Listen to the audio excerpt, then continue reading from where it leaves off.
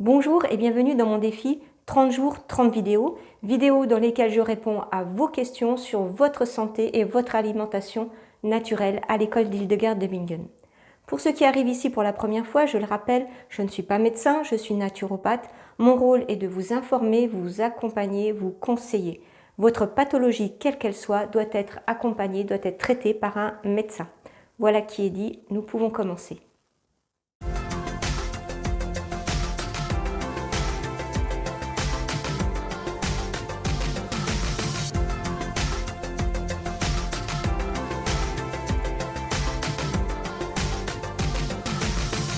Annie me demande comment diminuer le taux de mauvais cholestérol et augmenter le taux de bon cholestérol.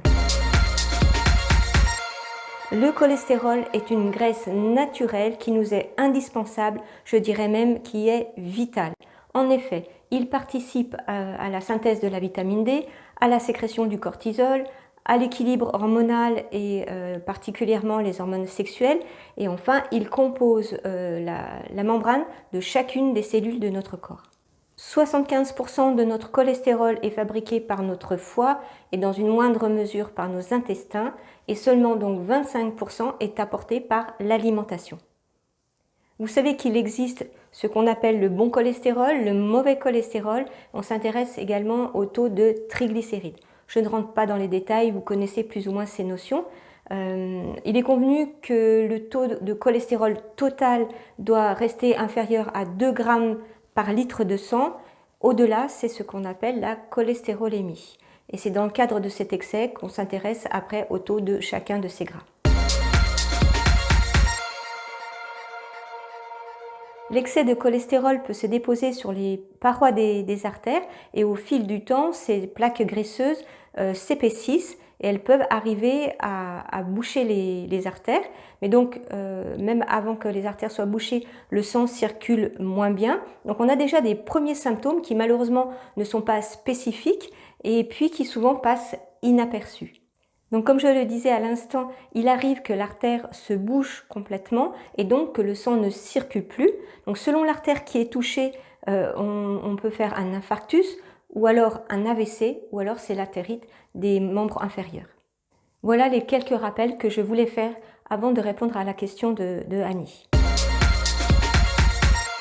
Donc, votre médecin vous a diagnostiqué un excès de cholestérol ou alors vous savez que vous êtes un sujet à risque et vous voulez agir en préventif. Alors, que faire? Alors bien sûr, on commence par réduire l'apport d'acides gras saturés qui favorisent le mauvais cholestérol. Donc on réduit les protéines d'origine animale, ce sont les viandes, les abats, les œufs et tous les produits laitiers, mais aussi, et ce n'est pas négligeable, les produits industriels. Alors là, vous avez les plats préparés, les biscuits, les viennoiseries, voilà. Toute cette catégorie d'aliments. Donc la réduction doit être plus ou moins sévère selon la gravité de votre cas. La viande de porc et donc la charcuterie est déconseillée par Hildegard pour d'autres raisons, mais donc on peut facilement, sans arrière-pensée, les supprimer de notre alimentation. Les abats et les œufs sont des aliments très riches en cholestérol, donc vraiment vous pouvez les supprimer ou il faut vraiment que ça reste exceptionnel.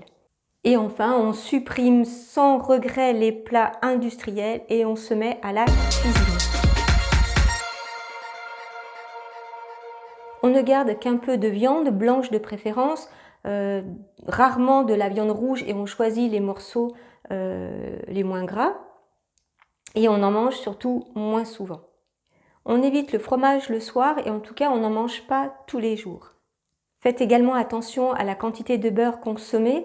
Donc on supprime carrément le beurre de la cuisson. On peut garder un petit peu de beurre sur une tartine le dimanche matin si vous voulez.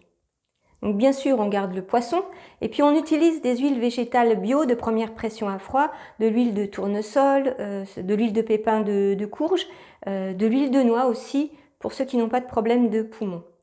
Vous pouvez agrémenter vos salades et vos plats de graines de chanvre qui sont une bonne source d'oméga 3 et dont Hildegard nous dit qu'elles apportent la santé. On consomme davantage de fibres et notamment de fibres solubles qui diminuent l'absorption des graisses dans l'intestin. Donc on les trouve dans les légumes cuits de préférence, mais aussi dans les céréales et notamment dans l'épeautre bien sûr. L'épeautre contient jusqu'à 12% de fibres. Ces fibres facilitent l'évacuation des acides biliaires qui contribuent à l'élévation du taux de cholestérol. Outre la présence de fibres, l'épeautre est riche en minéraux, en oméga 3 et en thiocyanate qui favorisent la circulation sanguine.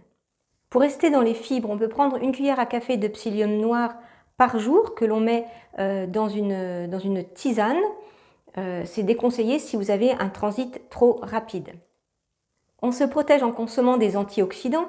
Alors c'est la vitamine C, la vitamine E, les flavonoïdes, les polyphénols. Donc c'est facile, on les trouve dans les fruits et légumes frais. Là, en est une bonne source également.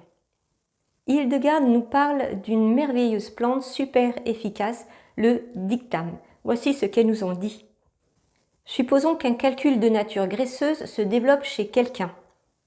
Dès le début, il faut réduire en poudre du dictame, donc on utilise les racines, et prendre souvent de cette poudre avec du pain de froment, cela empêche le calcul de se développer. Dès que votre taux de cholestérol commence à grimper, vous faites comme Hildegarde le dit, vous mettez une pointe de couteau de poudre de dictame sur du pain ou dans votre assiette 2 fois par jour, et puis vous pouvez faire une cure de 1 mois et demi à peu près, ensuite vous faites une pause.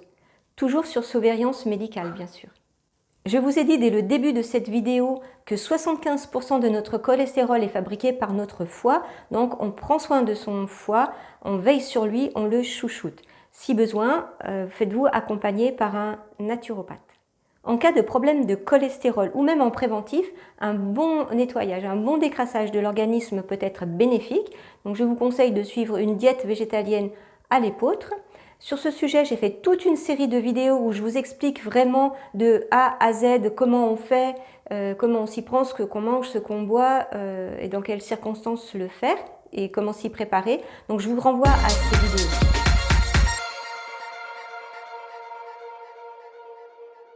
On peut agir également sur notre taux de cholestérol de façon très indirecte par une bonne hygiène de vie. Le plus souvent, je conseille la marche parce que c'est à la portée de tous, c'est facile à programmer, à organiser et c'est gratuit. Donc là, c'est pareil, j'ai fait une série de vidéos sur tous les bienfaits de la marche. Allez les visionner, je suis sûre que vous serez convaincus. En conclusion, n'attendez pas que votre taux de cholestérol explose avant d'agir. Prenez de bonnes habitudes alimentaires dès maintenant. Je les répète. Évitez les viandes grasses, notamment le porc et la charcuterie. Augmentez votre portion de légumes qui doit faire au moins la moitié de votre assiette, voire même 60%. Consommez de l'épeautre à chaque repas, matin, midi et soir. Pour le matin, c'est facile. Faites-vous la célèbre recette de Hildegarde, la beurre mousse, vous la trouverez sur mon blog. Et puis, midi et soir, l'épeautre doit représenter à peu près un quart de votre assiette.